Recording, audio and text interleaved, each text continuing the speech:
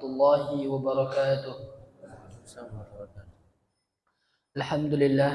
Alhamdulillahi wa kafa, wassalatu wassalamu ala nabiyil mustafa wa ala alihi wa ashabihi wa man sara ala nahjihi, amma ba'd. Ashhadu an la ilaha illallah fala mu'aqiba li hukmih wa la radda li qada'ihi, wa ashhadu anna Muhammadan 'abduhu wa rasuluh adda al-amanah wa ballagha ar-risalah wa nassaha lil ummah wa kashafa bihi al-gummah wa jahada fi sabilillahi haqqa jihadih. وهو الأمي الذي علم المتعلمين والفقير الذي بعث أمان في قلوب اليائسين واليتيم الذي قاد السفينة البشرية من محيط إلى ساط الله رب العالمين. ونصلي ونسلم على نبينا محمد صلى الله عليه وسلم.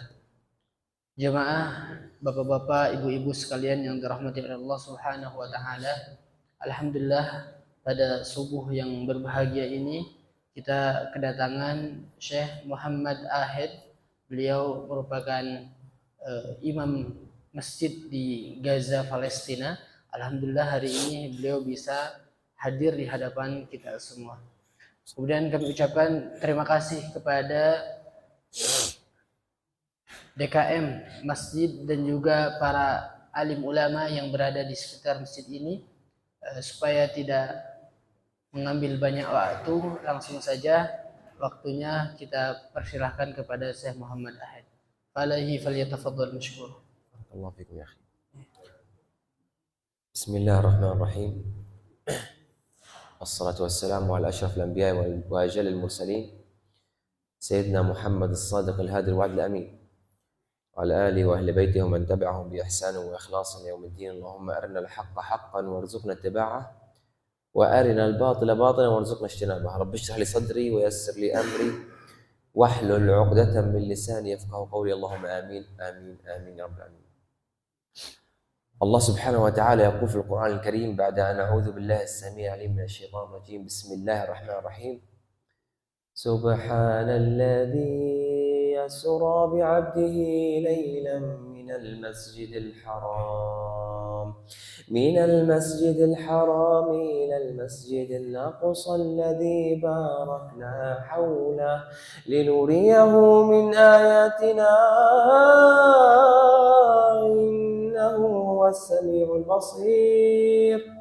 الله سبحانه وتعالى عندما ذكر المسجد الأقصى في فلسطين ذكره لأهمية المسجد الأقصى، وهو أن الله عز وجل جعله القبلة الأولى للمسلمين، وأن الله بارك في هذه الأرض فذكرت في القرآن الكريم وكانت أول قبلة، فالمسجد الأقصى هو أول قبلة وهو ثاني مسجد وضع على الأرض بعد المسجد الحرام، والصلاة فيه ب400 إلى 450 صلاة في المسجد العادي. هذا كله فضل المسجد الأقصى. Setelah saya mengucapkan rasa syukur dan juga pujinya kepada Allah Subhanahu wa taala, kemudian saya menyebutkan salah satu ayat suci Al-Qur'an, yaitu Quran surah Al-Isra ayat pertama, Subhanalladzi asra bi 'abdihi lailan minal masjidil haram ila al-masjidil aqsa alladzi barakna haulahu. Maha suci Allah Subhanahu wa taala yang telah memperjalankan Nabi Muhammad sallallahu alaihi wasallam dari Masjidil Haram ke Masjidil Aqsa, yang mana tempat itu diberkahi oleh Allah Subhanahu wa taala. Allah Subhanahu wa taala menyebutkan Masjidil Aqsa di dalam Al-Qur'an. Ini menunjukkan betapa kita pentingnya memperdulikan, kemudian pentingnya kita memperhatikan mereka. Tidak lain tidak bukan Allah sebutkan Masjidil Aqsa di dalamnya itu sebagai tanda keagungan. Karena kalaulah Allah menginginkan mi'rajnya langsung dari Masjidil Haram bisa saja, tetapi Allah Subhanahu wa taala mengirimkan Nabi Muhammad sallallahu alaihi wasallam ke Masjidil Aqsa lalu mi'raj. Nah, ini juga menjadi sebuah tanda bahwasanya Masjidil Aqsa ini adalah masjid yang dijaga oleh Allah Subhanahu wa taala. Berikut ini juga masjid yang diagungkan oleh Allah Subhanahu wa taala. Bahkan Masjidil Aqsa ini merupakan kiblat pertamanya umat Islam sebelum berkiblat kepada Ka'bah di Makkah. في الوقت نفسه عندما نذكر المسجد الأقصى يجب أن نذكر أنه هو ثاني المساجد وضع في الأرض، وأن الصلاة فيها 400 إلى 450. وأضف على ذلك أن الله عز وجل بارك في الجهاد في هذه الأرض، أي أن الأرض مباركة، فمن عليها مباركون، والجهاد فيها مبارك فريضة. الجهاد هو فريضة، فرض كفاية ليس فرض عين. الصلاة هي فرض عين، لكن الجهاد هو فرض كفاية، أي أنه إذا قام به البعض سقط عن الباقين. وبالتالي نجد أن أخواننا في فلسطين وفي المسجد الأقصى المبارك يقاومون ويدافعون عن أرضهم يوما بعد يوم، يقدمون الشهداء، الشهيد تلو الشهيد. حتى النبي محمد صلى الله عليه وعلى آله وسلم يقول في الحديث الشريف، يقول أن هناك ثلة من المؤمنين لا يضرهم من خذلهم. الصحابة يسألون النبي محمد أين هم يا رسول الله؟ قال الرسول عليه الصلاة والسلام في بيت المقدس وأكناف بيت المقدس، أي على حدود بيت المقدس وهو فلسطين. Kemudian ketika kita juga berbicara tentang Masjidil Aqsa, kita juga mengetahui tentang keutamaan. Bagaimana ketika kita salat di dalamnya, itu tidak sama dengan salat seperti di masjid-masjid yang lainnya. Bahkan ketika kita salat di dalamnya, itu sama dengan kita salat di masjid biasa sebanyak 500 kali. Jemaah rahimani wa rahimakumullah, ketika kita juga berbicara tentang Masjidil Aqsa, maka kita juga akan berbicara tentang para penduduknya yang sedang berjihad di sana. Meskipun berjihad ini merupakan fardu kifayah adalah fardu yang dilakukan oleh sebagian orang. Ketika sebagian orang itu telah melakukan, maka terjatuhlah hukuman itu atas semuanya. Artinya ketika jihad itu sudah diwakili oleh teman-teman kita, saudara-saudara kita di Palestina, maka tidak ada lagi hukuman bagi kita yang tidak melakukan berjihad itu. Jemaah rahimani wa rahimakumullah, kemudian ketika kita juga melihat bagaimana perjuangan sahabat-sahabat kita di Palestina, mereka terus berjuang memperjuangkan tanah-tanah mereka, tanah-tanah yang dirampas, sehingga mereka terus berjuang untuk menjaganya, sehingga banyak sekali para syuhada yang berguguran di sana. في الوقت ذاته إذا أردنا أن نتحدث عن فلسطين، فكل المدن في فلسطين ومن ضمنها القدس الاحتلال الإسرائيلي يقوم بقتل الكثير من الناس فيها ومن فلسطين المسلمين. وبالتالي أيضا أن الاحتلال الإسرائيلي لا يفرق بين مسيحي فلسطيني أو مسلم فلسطيني، هناك مسيحيون في فلسطين، الاحتلال الإسرائيلي لا يفرق بينهم، يقتل الجميع. كذلك يجب أن نذكر أن هناك في قطاع غزة في فلسطين هذه المدينة تسمى في فلسطين تسمى غزة هاشم، أي أن جد النبي محمد هاشم قد دفن فيها، ولذلك سميت غزة هاشم. هذه الأرض المباركة التي احتلال الإسرائيلي في على مدار 471 يوما، الاحتلال الإسرائيلي دمر كل شيء فيها، 90% من المباني قد دمرت، قتل الأطفال والشيوخ والنساء والكبار والصغار. مجموع ما تم أو من استشهد في الحرب في الفترة الأخيرة هم ما يقارب من 55,000 إلى 60,000 شهيد، وهذا كله يدل على أن الاحتلال الإسرائيلي يريد أن يقضي على الإسلام أو يقضي على المدينة التي يوجد فيها الجهاد.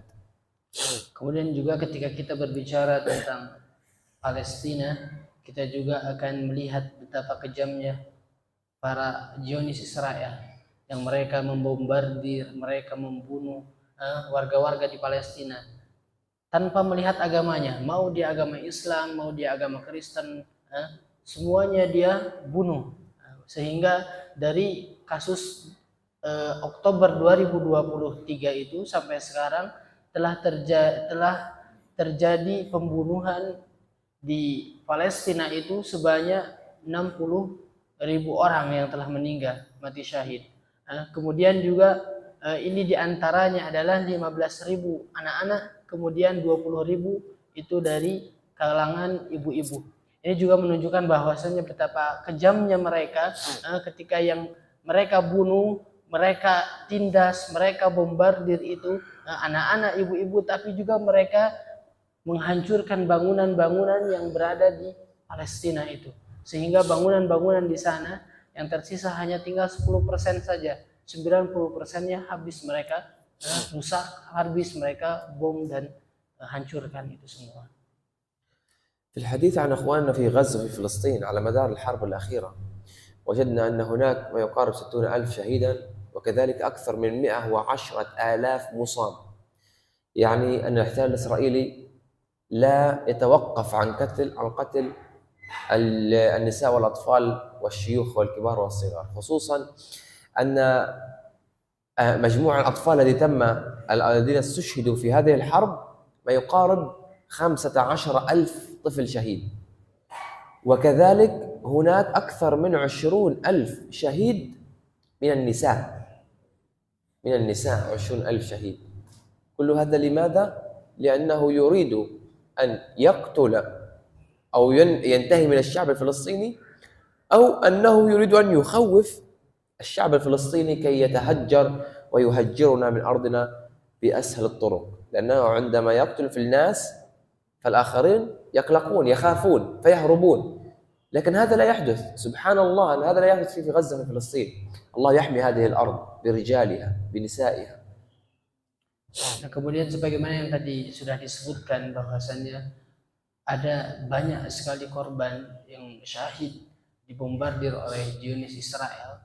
Tadi disebutkan jumlahnya sekitar 60.000, 15.000 dari anak-anak, kemudian 20.000 daripada ibu-ibu. Ini juga menunjukkan bahwasannya mereka itu ingin menakut-nakuti anak-anak di sana, ibu-ibu di sana. Bahkan yang menjadi targetan bagi Israel itu adalah ibu-ibu dan anak-anak, sehingga tidak ada lagi yang mampu memperjuangkan Palestina itu sendiri. Ini juga merupakan sesuatu yang harus kita peduli terhadapnya, gitu kan.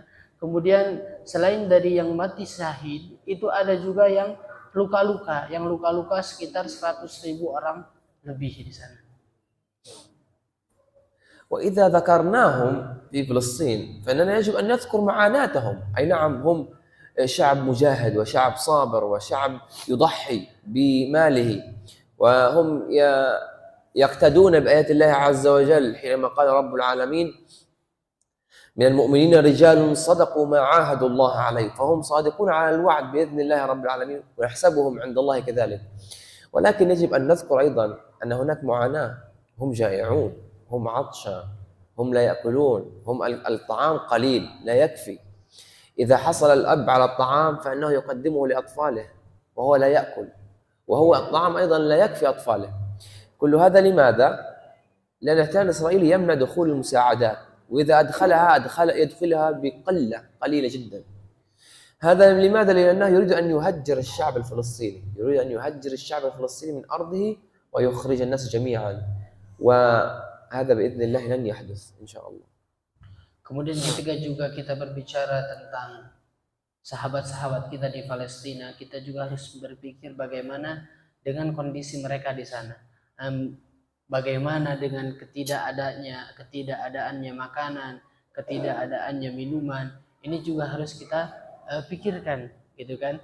Selain mereka ditimpa dengan serangan-serangan yang begitu dahsyat, mereka juga ternyata dipersulit dalam segi makanan, dalam segi minuman, sehingga banyak di antara mereka itu yang meninggal kasusnya bukan hanya dari pembantaian, tetapi juga banyak juga yang meninggal karena kelaparan seperti itu. أيضا في الوقت نفسه هناك في فلسطين إخواننا اليوم يحتاجون لتبرعاتهم. المسلم أخو المسلم، لأن محمد يقول، وهذا يتمثل في أن أي عضو من أعضاء الجسم، يعني النبي محمد شبه المسلمون ورابطهم كإخوة، شبهه بالجسد الواحد. أي عضو يشتكي فإن سائر الأعضاء تدعو له بالسهر والحمى، وهذا واجبنا نحن المسلمون. اليوم عندما نساعد إخواننا في آخر الدنيا هناك في فلسطين، فهذا من جميع طبعنا، من شيم طيبتنا ومن أخلاقنا الحسنة، وهذا ما يريده الله عز وجل. فما يحدث اليوم هناك هو اختبار، وسيسألنا الله عنه يوم القيامة، وإذا سألنا الله عنه يوم القيامة فإننا سنحاسب على كل جزء وكل وقت كنا نستطيع أن نساعد فيه ولم نساعد. وعندما نطلب المساعدة من الناس يعني أننا نطلب قليل من المساعدة قدر الإمكان لا يكلف الله نفسا إلا وسعها. Kemudian juga ini kita harus tahu bahwasanya mereka itu membutuhkan kita. Mereka itu membutuhkan bantuan dari kita. Bagaimana ketika Nabi Muhammad SAW menyerupakan antara umat Islam ini bagaikan satu jasad, yang mana ketika ada satu anggota yang sakit, maka kita juga akan merasakan kesakitan itu. Nah, ini juga diumpamakan bagaimana penderitaan yang dialami oleh bangsa Palestina, saudara-saudara kita di Palestina, ini juga harus menjadi tanggung jawab kita, bahwasanya mereka satu tubuh dengan kita, kita saudara dengan mereka, maka kita sama-sama ringankan beban-beban mereka dengan cara-cara kita. Tadi Syekh juga mengatakan kita juga membutuhkan bantuan dari Bapak Ibu sekalian, itu tidak banyak, itu sesuai dengan kemampuan kita. Kalau kita mampunya 10.000, kita kasih 10.000. Kalau kita mampunya 100.000, kita kasih 100.000. Kalau kita mampunya kasih 1 juta, 2 juta, kasih itu semua. Yang penting itu tidak memberatkan bagi kita semua. النبي محمد يقول في عديد من الحديث أو من الأحاديث الشريفة عن فضل الصدقة، وأن الصدقة تكون لها فضل يوم القيامة بأنها تبعد عن الشخص حرارة الشمس يوم القيامة. عندما تقترب الشمس من رؤوسنا نسأل الله أن يرحمنا ويغفر لنا ولوالدينا وللمسلمين أجمعين. فإننا يجب أن نذكر أيضا النبي محمد يقول أنها تغفر الذنب، تزيل على الإنسان جبالا من الذنوب، جبالا كبيرة من الذنوب. والصدقة تبعد وجوهنا عن النار، تبعدنا عن النار. لأنها لماذا؟ لأنها تطهر الإنسان من الذنوب والمعاصي وتبدلها إلى حسنات بأمر الله عز وجل، ثم يكون الشخص أن يدخل الجنة. كذلك الصدقة مثمرة، الصدقة مثمرة. ما تفعله اليوم هناك من مساعدة في طعام أو شراب ربما يكون شاهدا لك يوم القيامة، أن تنقذ حياة إنسان هناك يتيم يحتاج المال، وهذا كله من فضل الله عز وجل. جعل لنا فرص في الحياة من أجل دخول الجنة، صدقات، زكوات، هذا كله من عظيم فضل الله. Kemudian juga saya mengatakan tentang keutamaan bersedekah, bagaimana Nabi Muhammad SAW itu menyebutkan beberapa keutamaan dari bersedekah. Yang pertama, sedekah itu bisa menghapuskan dosa kita. Kemudian sedekah juga bisa menjauhkan kita dari api neraka. Ini juga menjadi sebuah motivasi bagi kita, bahwasanya sedekah ini insya Allah nantinya akan menjadi tabungan kita. Bahkan sedekah ini akan dilipat gandakan oleh Allah Subhanahu wa taala. Oleh karena itu, jemaah rahimani wa rahimakumullah, sekali lagi kami mengajak kepada ibu bapak sekalian untuk sama-sama membantu sahabat-sahabat kita yang berada di Palestina, karena memang mereka lah yang sangat membutuhkan untuk saat ini. Di antara umat-umat muslim yang ada, maka yang paling harus kita perhatikan lebih adalah sahabat-sahabat kita yang berada di sana. Seperti itu. نحن في هذا الشهر الفضيل، شهر رمضان المبارك، ونحن نختم بهذا. في شهر رمضان المبارك الله عز وجل جعل شهر رمضان الأجر فيه مضاعف، وأن الله عز وجل يضاعف الحسنة بحسنتين، وكل حسنة منها ب10 أمثالها. يعني أننا حصلنا على أضعاف مضاعفة كما قال النبي محمد، فالحسنة ب10 أضعافها إلى 70 ضعف إلى أضعاف كثيرة، والله يضاعف لمن يشاء. وهذا من عظيم فضل الله عز وجل. فاغتنامنا للأجر العظيم يجب أن يكون في أيام عظيمة، في أيام شهر رمضان المبارك، خصوصا أننا داخلون على منتصف شهر رمضان بعد أيام عدة، يعني بعد أسبوع من الآن داخلين على منتصف الشهر. وكل أيام شهر رمضان كلها فضيلة، وكلها عند الله مفتوحة، السماء مفتوحة والأجر مضاعف، وكذلك الشياطين والجان محبوسون. لذلك نغتنم هذه الأيام في مضاعفة أجرنا عند الله عز وجل من خلال الصدقات والصلوات والعبادات. Kemudian juga ini karena kita sekarang sedang berada di bulan Ramadan, bulan yang penuh berkah, segala amalan kita dilipat gandakan, maka kita sama-sama memanfaatkan bulan ini untuk sama-sama membantu sahabat-sahabat kita di Palestina. Karena kalau kita bantu mereka, pahala kita akan dilipat gandakan 10 kali lipat, 70 kali lipat, bahkan dengan lipatan-lipatan yang memang tidak ada batasnya. Apalagi kita sekarang berada di bulan suci Ramadan ini. Saya teringat dengan salah satu kisah yang disampaikan oleh Syekh gitu kan di kajian-kajian sebelumnya. Saya menyampaikan bahwasanya betapa sulitnya keadaan sahabat-sahabat kita yang berada di sana. Bagaimana ketika mereka ingin minum, bagaimana ketika mereka ingin makan. Itu disebutkan bahwasanya kalau mereka ingin minum, itu mereka harus nunggu dulu hujan. Sehingga ketika ada hujan, mereka tampung airnya. Setelah ditampung, baru mereka bisa minum. Kalau mau makan gimana? Kalau mau makan mereka cari pepohonan yang ada daun-daunnya, sehingga mereka makan dari daun-daun itu.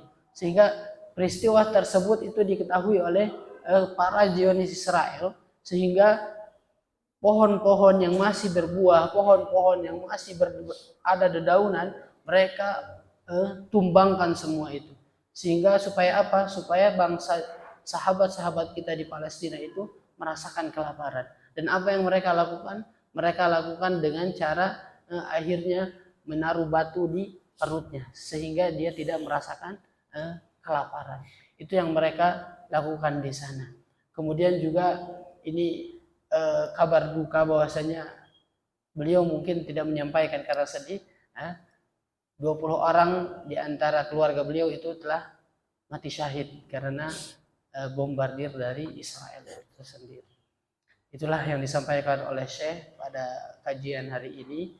Ini semoga menjadi sebuah motivasi bagi kita, bagaimana kita di sini masih bisa tidur enak, masih bisa merasakan kehangatan tidur di atas kasur gitu kan. Sedangkan sahabat-sahabat kita di Palestina itu jangankan merasakan kenyamanan, untuk makan saja mereka susah. Insya Allah kita juga akan menyaksikan sedikit tayangan cuplikan video bagaimana kondisi mereka di sana.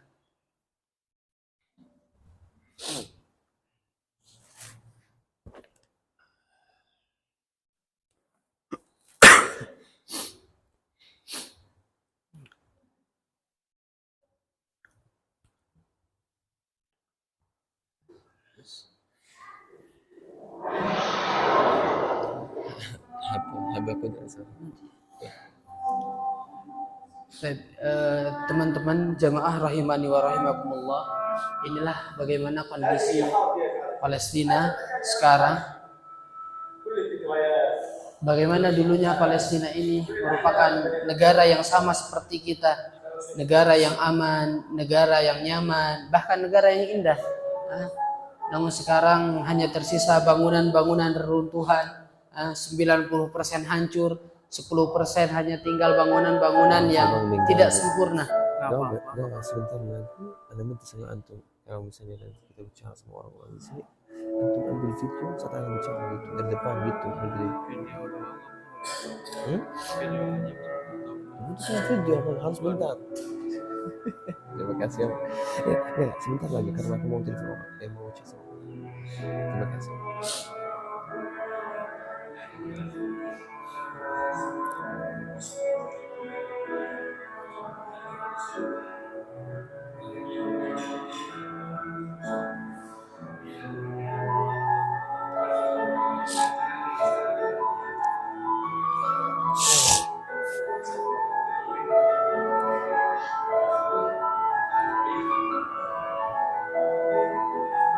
Ini bagaimana korban setiap harinya terus berjatuhan, itu kan akibat dari penyerangan-penyerangan yang ada di sana.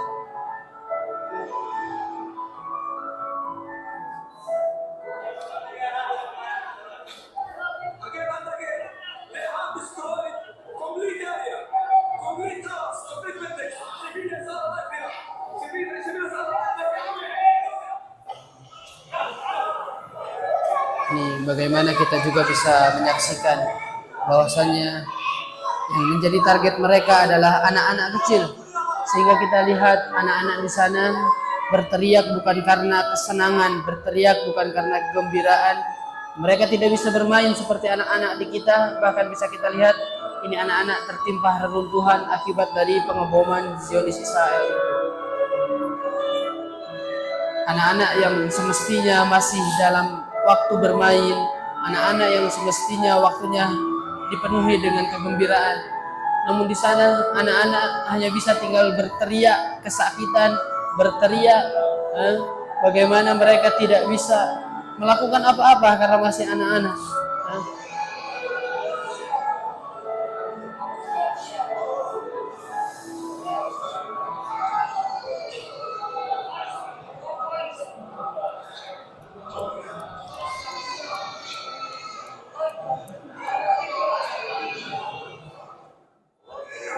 Bagaimana kejamnya mereka. Sekali lagi mereka itu mengincar anak-anak di sana, sehingga yang menjadi target itu pasti anak-anak.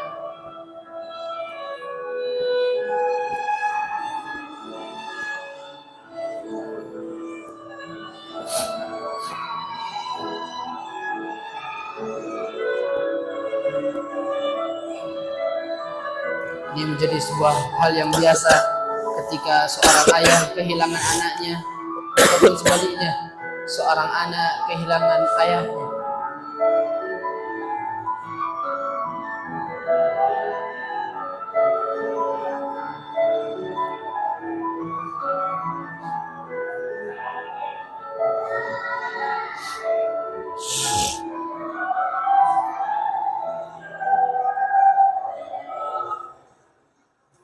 Ini juga salah satu ibadah yang mereka lakukan setiap harinya.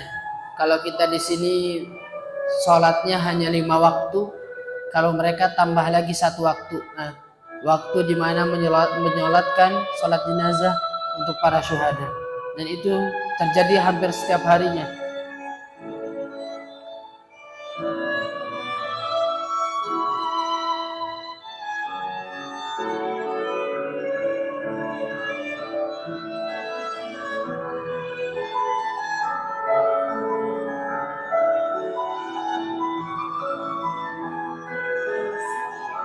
Ini juga kita bisa mendengarkan cerita dari anak ini. Beliau baru saja kehilangan ayahnya dan bercerita bagaimana ketika masih ada ayahnya, dia masih bisa merasakan kehangatan dari ayahnya. Kemudian ketika dia merasakan kedinginan, ayahnya lah yang mencarikan kayu bakar supaya dia bisa merasakan kehangatan itu. Tetapi ketika ayahnya sudah syahid, sudah dibunuh oleh mereka, mereka hanya bisa bersedih dan tidak ada lagi pertolongan dari ayahnya itu. Makanya hanya bisa menangis gitu kan. Kemudian kita juga akan menyaksikan bagaimana kondisi setelah kemarin kesepakatan antara Israel dan Palestina untuk gencatan senjata. Ini setelah kemarin persetujuan gencatan senjata antara Palestina dan Israel untuk memberhentikan sementara peperangan. Akhirnya para pengungsi itu kembali ke tanah Palestina. Namun juga bisa kita lihat ketika mereka kembali ke Palestina, mau di mana mereka tinggal? Karena bangunan-bangunan yang mereka punya sudah mereka hancurkan oleh Zionis Israel. Bisa kita lihat ini hanya tersisa reruntuhan saja.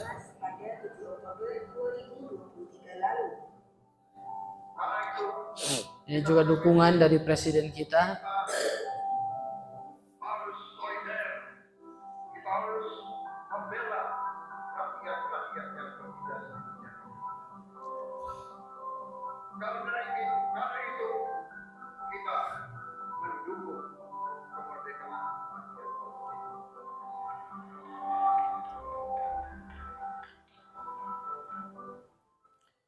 Ini juga liciknya Israel dan juga Amerika setelah kemarin terjadi persepakatan gencatan senjata, namun sekarang Amerika telah mengirimkan 12.000 miliar dolar untuk kembali membombardir Palestina.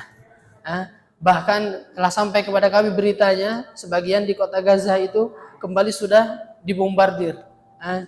Sehingga sudah ada korban baru, 2 orang meninggal dunia akibat dari pengeboman itu. Ini betapa hianatnya mereka. Lalu apa peranan bangsa kita, apa peranan kita selaku umat Islam ini bagi mereka? Ini juga harus menjadi sebuah tanda tanya besar untuk kita. Dan alhamdulillah ini kemarin di akhir tahun 2024 kami menyalurkan bantuan untuk sahabat-sahabat kita yang berada di Palestina.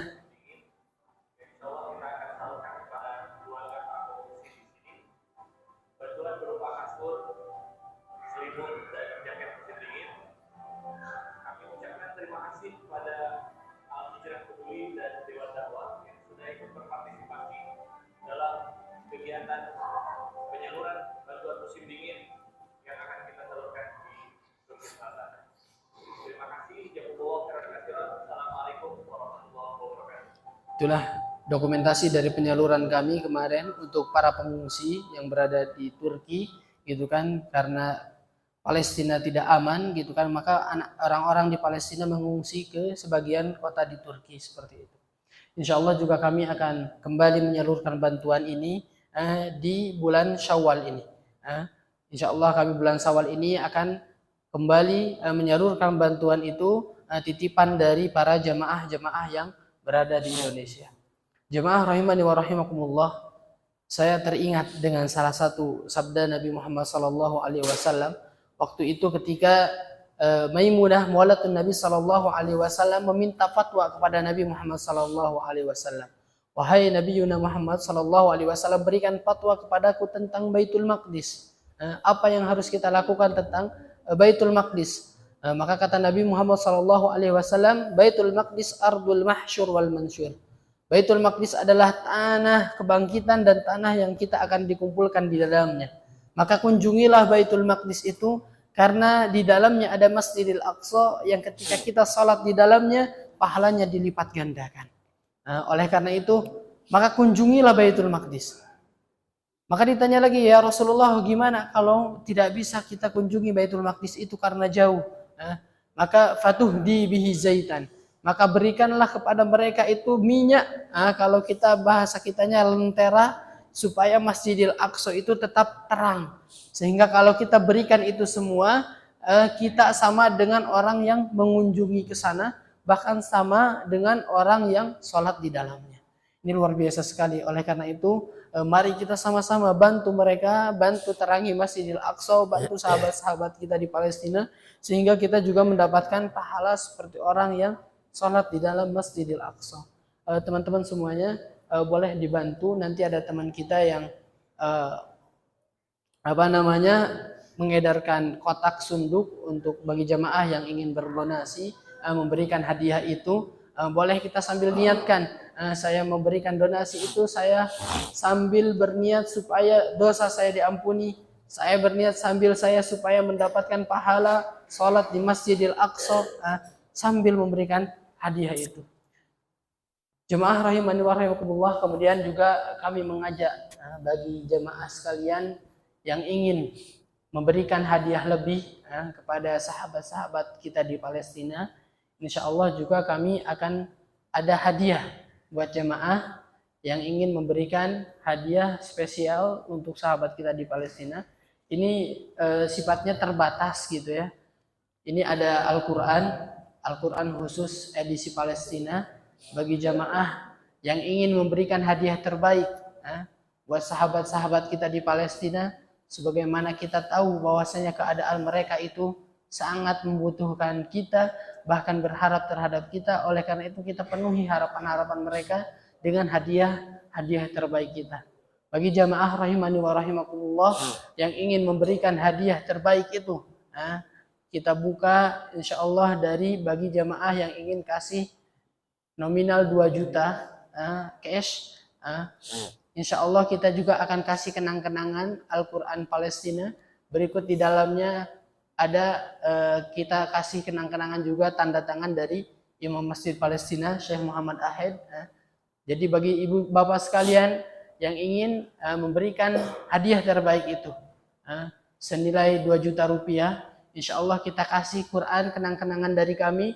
Begitu pula ada tanda tangan dari Imam Masjid di Palestina, Syekh Muhammad Ahid, boleh ke depan. Ada yang siap dari ibu bapak sekalian yang ingin kasih hadiah itu, yang ingin kasih hadiah 2 juta rupiah untuk sahabat kita di Palestina, insya Allah boleh ke depan. Ada siap dari ibu bapak sekalian mau kasih hadiah itu? Kalau siap boleh ke depan, insya Allah. Ada yang siap? Ustaz katanya kalau untuk 2 juta hari ini saya berat sekali Ustaz, saya nggak bawa katanya, boleh nggak transfer? Boleh juga. Ataupun Ustaz katanya 2 juta berat Ustaz, saya adanya cuma 1 juta katanya, boleh nggak saya donasi hadiah itu, saya berikan hadiah itu buat sahabat saya di Palestina? Boleh. Ada yang mau kasih 1 juta? Hadiah ini kita kasih bagi mereka, kita salurkan Syawal ini. Begitu pula kita akan kasih Al-Quran hadiah ini buat jamaah sekalian yang ingin memberikan hadiah itu. Ada yang siap kasih 1 juta? Boleh. Masya Allah, Ustaz. Boleh ke depan Ustaz di sini. Tolong dikasihkan ke Ustaznya. Betul. Ada di antara Bapak Ibu sekalian yang ingin juga kasih 1 juta buat sahabat? Boleh Bapak ke depan. Insya Allah kita juga berdoa bersama Syekh Muhammad Ahid. Tolong dibantu. Tolong dibantu. Boleh. نقف يا أخي. Ada yang juga yang mau kasih? Di antara ibu-ibu ada juga, boleh? Boleh ke depan. Yang mau kasih 1 juta buat sahabat kita di Palestina, boleh, tolong dibantu. Tolong dibantu dulu temannya saya. Ada juga yang mau kasih ibu bapak, yang ibu-ibu ada yang mau kasih, ada yang mau temenin bapak-bapaknya di sini. Di antara ibu bapak-bapak ada yang mau lagi kasih hadiah itu. Kalau mau boleh ke depan, langsung ke depan, insya Allah. Ustaz katanya kalau untuk 1 juta juga saya berat katanya. Saya adanya 500.000 Ustaz, boleh nggak? Boleh. Ada yang mau kasih 500.000 buat sahabat kita di Palestina, insya Allah bulan Syawal ini kita salurkan kepada mereka dan kita kasih hadiah ini buat ibu bapak sekalian. Ada ibu bapak sekalian yang mau kasih hadiah itu? Ustaz katanya saya mah nggak mau dilihat orang Ustaz katanya. Saya mau nanti aja kalau udah nggak ada orang saya samperin Ustaz katanya. Saya infaknya mau secara diam-diam supaya orang nggak tahu. Boleh juga. Nanti kita tunggu di sini. Kami ucapkan jazakumullahu khairan katsiran kepada jamaah sekalian yang telah memberikan hadiah-hadiah terbaik untuk sahabat kita di Palestina. Semoga Allah Subhanahu wa taala memberikan balasan yang lebih baik dari apa yang kita berikan, dan juga semoga Allah Subhanahu wa taala senantiasa memberikan kita kesehatan bagi kita dan juga bagi keluarga kita. Barakallahu fikum. Assalamualaikum warahmatullahi wabarakatuh.